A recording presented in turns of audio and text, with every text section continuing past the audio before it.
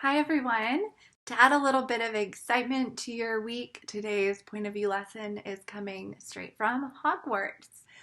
I hope you are having a good week so far and that it continues to be a good week. I'm really happy today because I'm working from a desk that Nathan, my husband, made for me over the weekend. I'm filming this on Monday, and it's really nice to have a solid work surface. So I hope that you have found a place in your home that works really well for you to do these lessons. If you haven't found a place or you need some advice of how to make a place workable, let me know and I can see if I can offer any tips. So today's lesson is on how the narrator's point of view impacts the story.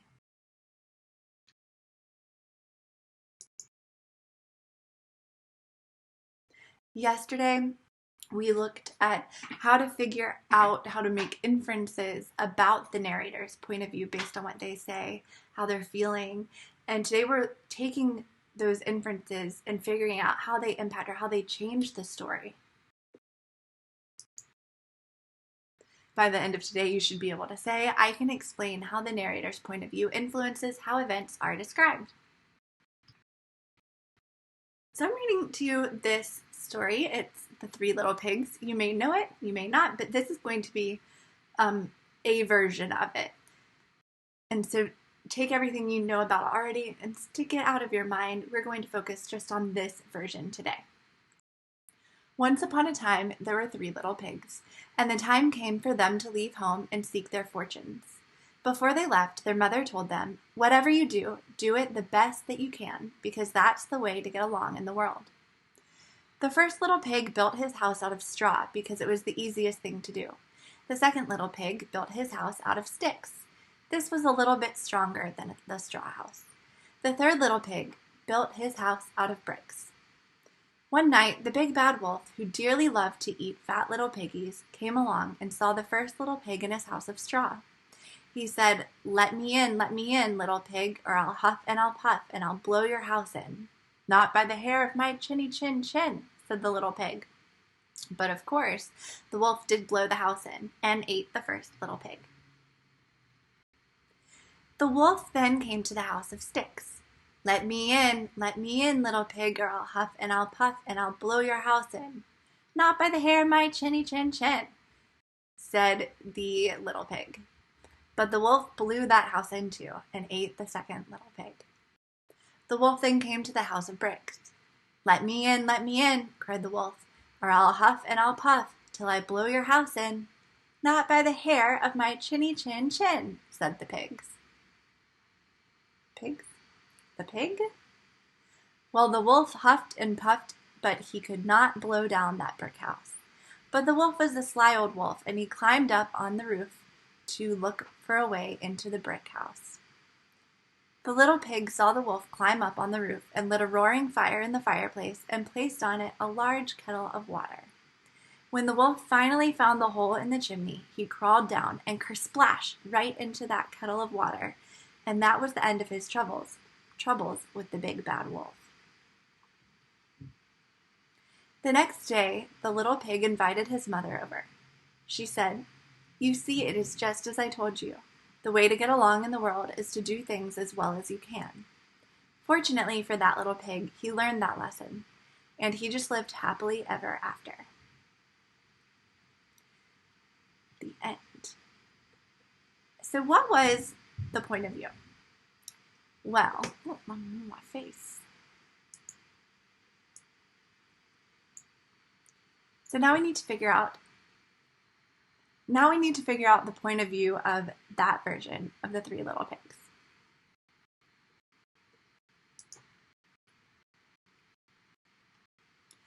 Well, we have some clue words. Them, their, they, their, them, his. So this is going to be third person omniscient point of view. And it's omniscient because we get not just one, we don't just get the point of view of one character in the story. We don't just get to learn the thoughts and the feelings and actions of one character in the story, but all of them. What does the narrator know about the characters?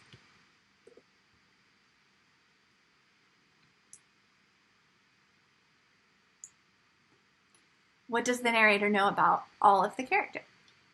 What does the narrator know about the characters? We know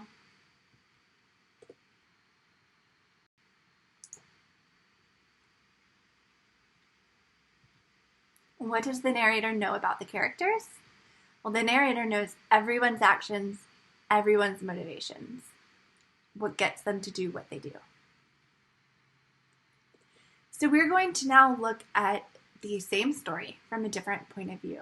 So this is the true story of the Three Little Pigs.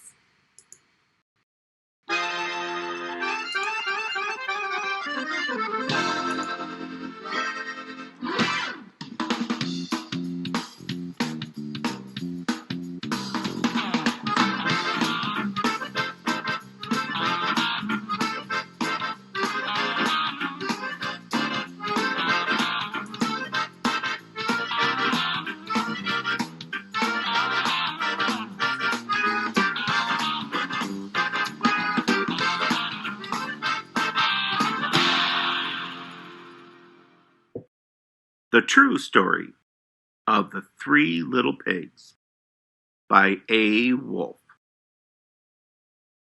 Everybody knows the story of the Three Little Pigs. Or at least everybody knows the story of the True Story of the Three Little Pigs by A. Wolfe. Everybody knows the story of the Three Little Pigs. Or at least they think they do. But I'll let you in on a little secret. Nobody knows the real story because nobody has ever heard my side of the story. I'm the wolf, Alexander T. Wolfe. You can call me Al. I don't know how this whole big bad wolf thing got started, but it's all wrong. Maybe it's because of our diet. Hey, it's not my fault wolves eat cute little animals like bunnies and sheep and pigs. That's just the way we are. If cheeseburgers were cute, folks would probably think you were big and bad too. But like I was saying, the whole big bad wolf thing is all wrong. The real story is about a sneeze and a cup of sugar. This is the real story. Way back in Once Upon a Time, I was making a birthday cake for my dear old granny. I had a terrible sneezing cold. I ran out of sugar. So I walked down the street to ask my neighbor for a cup of sugar. Now this neighbor was a pig, and he wasn't too bright either. He had built his whole house out of straw. Can you believe it? I mean, who in his right mind would build a house of straw? So of course, the minute I knocked on the door, it fell right in. I didn't want to just walk into someone else's house, so I called. Little pig, are you in? No answer. I was just about to go home without the cup of sugar for my dear old granny's birthday cake. That's when my nose started to itch. I felt a sneeze coming on.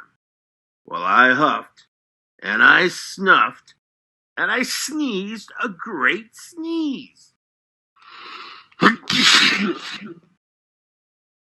And you know what? That whole darn straw house fell down. And right in the middle of the pile of straw was the first little pig, dead as a doornail. He had been home the whole time. It seemed like a shame to leave a perfectly good ham dinner lying there in the straw, so I ate it up. Think of it as a big cheeseburger just lying there. I was feeling a little better, but I still didn't have my cup of sugar. So I went to the next neighbor's house. This neighbor was the first little pig's brother. He was a little smarter, but not much. He had built his house of sticks. I rang the doorbell on the stick house. Nobody answered. I called, "Mr. Pig, Mr. Pig, are you in?" He yelled back, "Go away, wolf. You can't come in. I'm shaving the hairs on my chinny chin chin." I had just grabbed the doorknob when I felt another sneeze coming on. I huffed and I snuffed and I tried to cover my mouth, but I sneezed a great sneeze.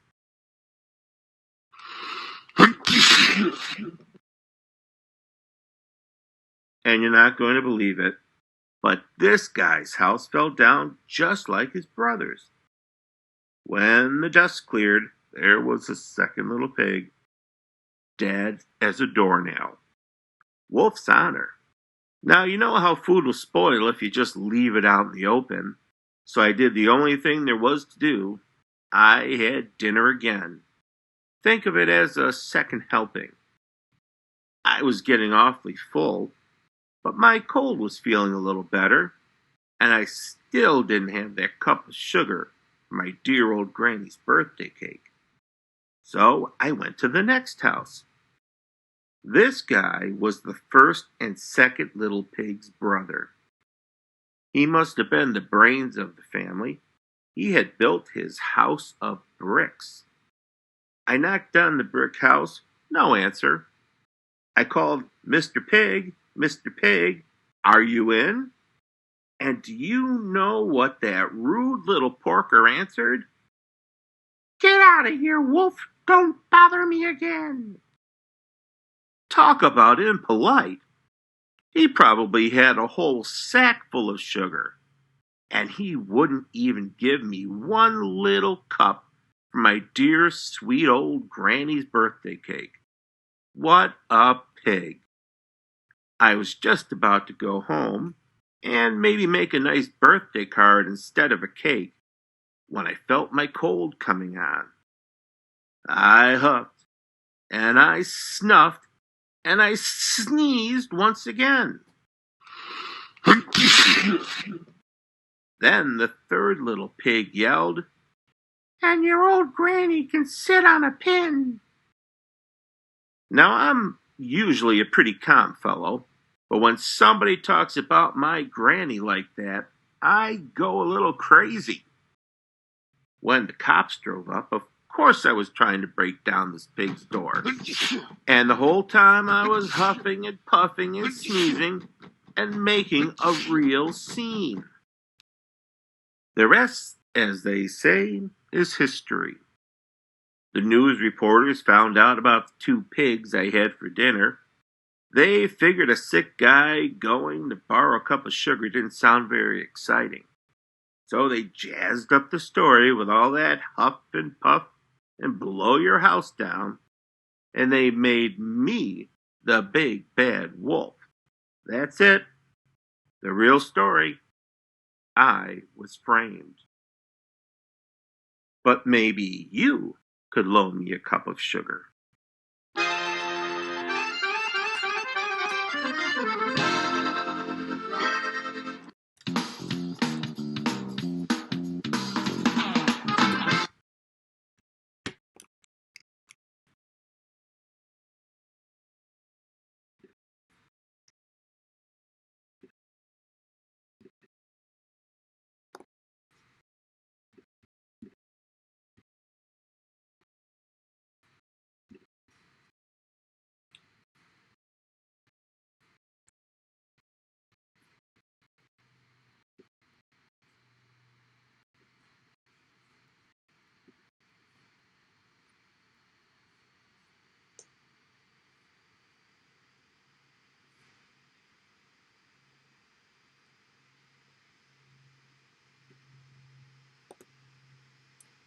Well, it looks like now that I've taken my picture away, I can't get it back. So you're just going to have to brave through the rest of this lesson without looking at my beautiful face. So sorry. But let's go ahead and let's go ahead and compare the two versions of the Three Little Pigs. So in both the Three Little Pigs and the True Story of the Three Little Pigs, we had the same characters, and in both versions, the wolf blows down the pigs' houses. In the first story, The Three Little Pigs, we heard that story from a third-person omniscient point of view. We got everyone's thoughts and feelings. And in that version, the wolf was the bad guy, and the pigs were the good guys. We also learned everyone's motivations, why they did what they did. In the True Story of the Three Little Pigs, that was told from a first-person point of view, the wolf's point of view. He was the main character, and he was also the one telling us the story. So we learned what he thought, what he felt, what motivated him to do what he did, but we didn't get the same for the pigs. The wolf was the good guy. We got this alternate perspective where he was no longer the bad guy. We figured out it was actually an accident. And in that version, the pigs were not very nice. And the wolf looked at him, and the wolf was misunderstood, we come to understand. And like I said, the wolf did not know the thoughts or feelings of the pigs. So we didn't know them either because he was the one telling the story. So to recap, let's recap. Third person omniscient showed the thoughts and actions and motivations of all characters. The first person gave a more in-depth look into the thoughts and motivations of the wolf, but it meant that we didn't know the other characters as well as we knew the wolf. That version is much more biased because we only got one side. We got the wolf's side. But at the same time, I think that's why that author wrote the story from a first-person point of view. The author wanted us to hear a version of the Three Little Pigs that was unlike any version we'd ever heard before. This was the first time that we heard that story from the quote-unquote bad guy's point of view. And so it gave us more information to know that he really wasn't that bad after all. So you have two options for independent practice today.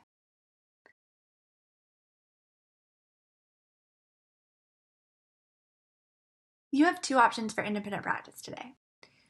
Option one is you can complete the point of view scene analysis, and your other option is to complete the same story, different point of view activity.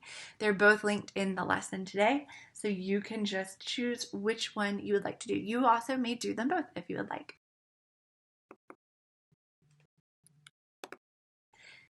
That is all I have for you today. So I forgot to wish you happy Pretty Hair Day. Happy Pretty Hair Day. You can no longer see my hair, but I curled it just for you. And I hope you have a really wonderful rest of your week. I will see you later. Bye.